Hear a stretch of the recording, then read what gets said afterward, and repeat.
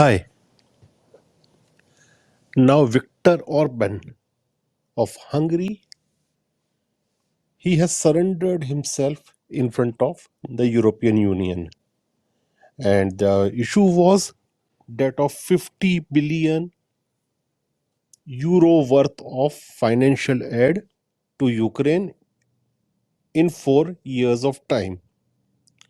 Now Viktor Orbán was very much opposing it, but he was actually threatened by the European Union, and he was openly threatened on January 29th.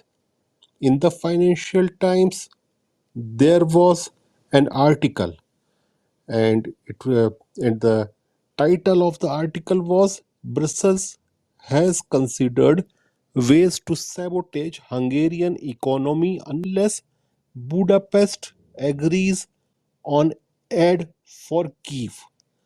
So this was a direct threat that okay, if you don't toe our line, if you take an independent approach, we are going to punish you hard and punish you by sabotaging your economy,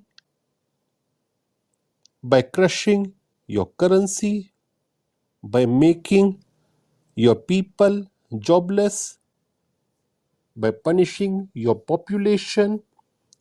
And it looks like that European Union has converted itself into a replica of the Warsaw Pact. Or you can say a Brezhnev doctrine is going on in Brussels right now, because we saw that it was very easy. You can enter into the Warsaw Pact, but you have to toe the line of those in center, those in power. And we saw how they used to treat the other countries, other socialist republics like Czechoslovakia, when there was the Prague Spring and Brezhnev sent his tanks. And before sending the tanks, we were seeing that in Pravda newspaper, they were writing all things against Czechoslovakia, that what they are doing, they are cozying up with the West Germans and all those stuff. Now, this type of thing I am seeing in Financial Times, in the Western press, and even the day when the 50 billion euro aid package was passed, there was yet another article in the Financial Times, and the heading of that was Viktor Orban. What is the end game for Europe's chief disruptor? Now they are calling him Europe's chief disruptor and talking about his end game. So they want a regime change, maybe there also in Hungary, and this is how they are treating people who are having different views than them, though they talk all about democracy. The Soviets used to do everything on name of conserving and protecting communism. Now these guys are doing everything on name of protecting democracy and freedom of speech and expression.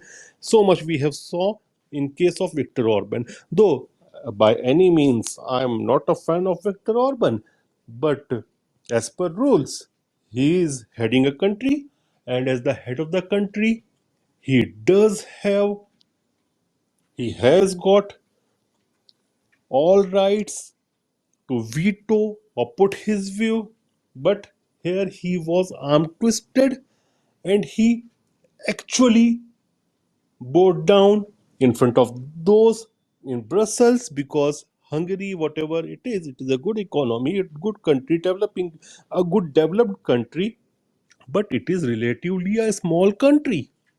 It is relatively a small economy. So he was made afraid and he towed their line. So there is no free will today in the West, especially in Europe. We saw the case of Viktor Orban, And people should understand, even we saw in Poland when that Peace and Justice Party was there. And that party was basically Eurosceptic, and they tried their best and they succeeded. And the new government there in Warsaw, they are doing everything which is against democracy.